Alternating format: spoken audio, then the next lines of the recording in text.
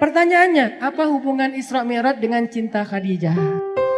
Isra Mi'raj itu salah satu di antara tujuannya, dia itu hiburan buat Rasulullah SAW ketika Rasulullah ditinggalkan Khadijah radhiyallahu anha.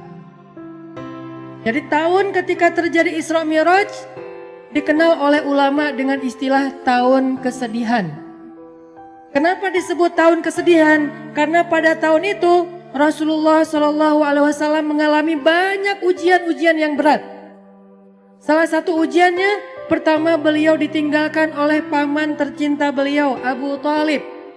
Udah gitu ditinggalkan lagi oleh istrinya yang selama ini banyak sekali berkorban dan mensupport dakwah Nabi, yaitu Khadijah radhiyallahu anha. Dan ini bikin Nabi itu patah hati banget. Kenapa? Khadijah meninggalkan Nabi sedangkan pekerjaan dakwah belum selesai. Dakwah di Mekah itu lagi sulit-sulitnya, tetapi Allah membawa pulang Khadijah kepada Allah Subhanahu wa taala, sehingga Nabi merasa benar-benar tahun itu tahun kehilangan. Kehilangan Abu Thalib, kehilangan Khadijah, sehingga jadilah Nabi di kota Mekah, kalau kita ibaratkan itu kayak anak yatim, nggak punya tempat berlindung. Biasanya Nabi itu kalau beliau dicela, dibully sama netizen gitu kan. Ini analogi sosial media. Kita dibully netizen aja kayak sedih banget gitu. Apalagi Rasul dibulinya bukan sama sosial media yang gak ketemu orangnya, tapi langsung ngelihat ekspresi wajahnya, dilemparin sama kotoran. Nah, hiburan Nabi yang membuat Nabi itu kuat ketika dalam keadaan dibully rame-rame adalah Khadijah.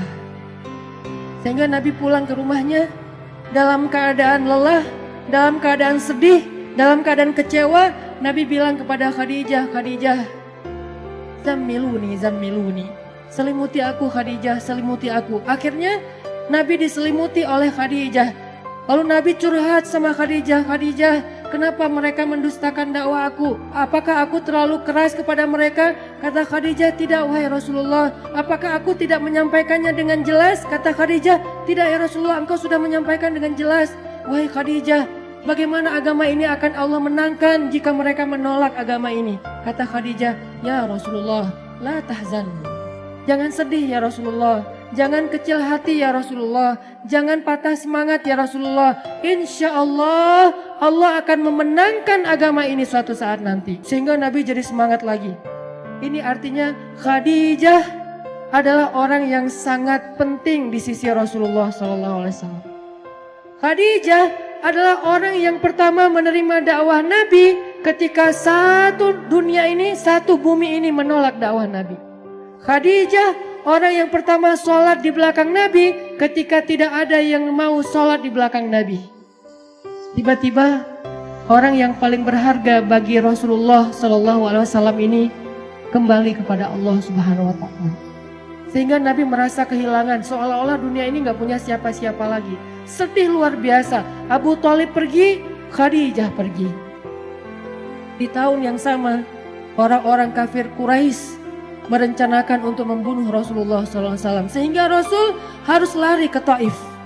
Baru lari ke Taif, berharap di Taif diterima sama keluarga besar ibunya beliau, Aminah. Ternyata di Taif kita tahu cerita yang luar biasa tragis. Nabi dikejar-kejar seharian, dilemparin batu, kemudian disorakin kayak maling. Sehingga Nabi keluar masuk kebun kurma bersembunyi. Ketahuan lari lagi, sembunyi lagi, ketahuan lari lagi. Sampai jidat Nabi itu kena lemparan batu dan berdarah. Seharian Nabi berlari karena dikejar-kejar sama orang di Taif. Udahlah perasaan beliau sedang dalam keadaan kehilangan. Lagi patah hati banget kalau bahasa kita sekarang. Tiba-tiba dihujat rame-rame sama manusia. Ini berat banget buat Rasulullah SAW. Kondisi mental yang lagi down banget. Kondisi perasaan yang lagi nyesek banget kalau bahasa kita. Udah ditinggalkan orang tercinta, kemudian tidak ada lagi yang melindungi beliau dakwah di Mekah. Sekarang beliau di Taif diusir, dipukulin, dilemparin, dikejar, diteriakin maling. Sampai kemudian Nabi SAW bingung harus pulang kemana sekarang. Di Mekah beliau diancam, di Taif beliau diusir. Akhirnya Rasulullah SAW diam-diam masuk ke kota Mekah dan tidur di depan Ka'bah. tidur sendiri di depan Ka'bah. Orang-orang Mekah udah pada tidur, masuk ke rumah mereka masing-masing. Nabi sembunyi-sembunyi masuk ke kota Mekah dan tidur di depan pintu Ka'bah. Karena udah gak tahu harus pulang kemana. Benar-benar jadi kayak anak yatim lagi. Makanya Allah berfirman, alam yajidka yatiman fa'awa. 2 kali Nabi ngerasain nelangsanya jadi anak yatim. Pertama nelangsa ditinggalkan ayah, ibu dan kakeknya. Kemudian nelangsa ditinggalkan paman dan istrinya. Sehingga Nabi SAW akhirnya tidur di depan Ka'bah. Sebetulnya bukan tidur, beliau sholat di depan Ka'bah, minta pertolongan kepada Allah. Ya Allah, saya harus kayak gimana? Saya udah gak punya siapa-siapa. Khadijah yang paling saya cintai, Khadijah yang menjadi nyawa saya banget. Saya gak bisa hidup tanpa dia, sekarang udah pergi. Abu Thalib yang melindungi saya juga udah pergi. Bahkan perginya dalam keadaan tidak beriman lah gitu. Saya pergi ke kampung ibu saya di Taif. Orang-orang yang ada di Taif juga mengusir saya. Kemana saya harus pergi ya Allah? Sujud Nabi panjang di Ka'bah. Sampai setelah selesai sholat, Nabi lelah seharian karena pelipis beliau juga berdarah. Akhirnya Nabi tertidur di depan Ka'bah meringkuk. Datanglah Jibril alaihissalam.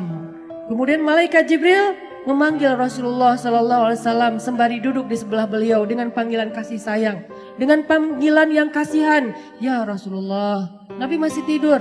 Ya Rasulullah, Nabi masih tidur. Ya Rasulullah. Akhirnya Nabi bangun. Jibril, kata Jibril, ya Rasulullah, Allah mengundang Rasulullah untuk melakukan perjalanan ke langit. Ketika Nabi dalam keadaan down, ketika Nabi dalam keadaan drop, ketika Nabi dalam keadaan nelangsa, dalam keadaan lemah, maka Allah Subhanahu wa taala memanggil Nabi ke langit. Ya Rasulullah, Allah memanggil Nabi untuk bertemu. Allah memanggil Nabi untuk naik ke langit.